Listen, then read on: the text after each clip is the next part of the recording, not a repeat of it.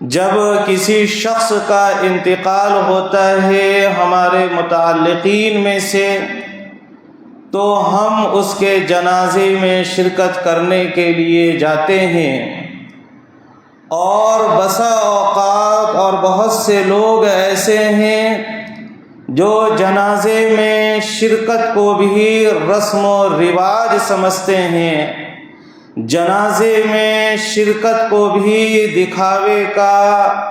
سبب بناتے ہیں، چنانچہ وہ جنازے میں کسی کے اس لیے شریک ہوتے ہیں تاکہ دوسرا ناراض نہ ہو، اس لیے شریک ہوتے ہیں تاکہ خاندان والے دیکھ لیں کہ ہاں کون کون جنازے میں آیا ہے۔ تو یہ جو نظریہ ہے کہ کسی کو خوش کرنے کے لیے، کسی کی ناراضگی سے بچنے کے لیے جنازے میں شرکت ہو رہی ہے، یہ محض رسم ہے، یہ درست نہیں ہے۔ ایک مسلمان کا دوسرے مسلمان کے اوپر حق ہے کہ جب اس کا انتقال ہو جائے تو اس کے جنازے میں شرکت کی جائے۔ تو کسی مسلمان کے جنازے میں شرکت کرنا یہ نبی پاک صلی اللہ علیہ وسلم کا حکم ہے،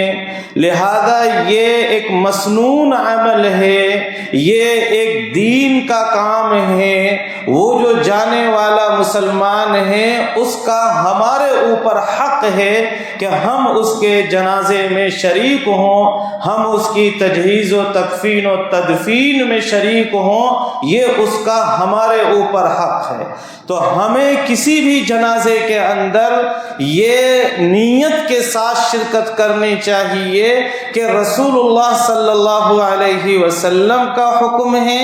اور میرے اوپر اس کا حق تھا اس مسلمان کا، اس لیے اس حق کو ادا کرنے کے لیے رسول اللہ صلی اللہ علیہ وسلم کی سنت کو اور آپ صلی اللہ علیہ وسلم کے حکم کو عملی جامہ پہنانے کے لیے میں اس جنازے میں شریک ہو رہا ہوں۔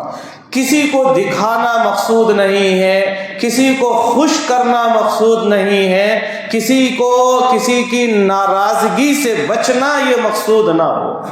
تو خلاصہ یہ ہوا کہ ہم جب بھی کسی بھی جنازے میں شریک ہوں تو اپنی نیت کا جائزہ لیں کہ ہم کس لیے شریک ہو رہے ہیں۔ خاندان والوں کو دکھانے کے لیے، دوست و احباب کو دکھانے کے لیے، لوگوں کے درمیان اپنی حاضری درج کرانے کے لیے، یا اس لیے کہ یہ سنت ہے،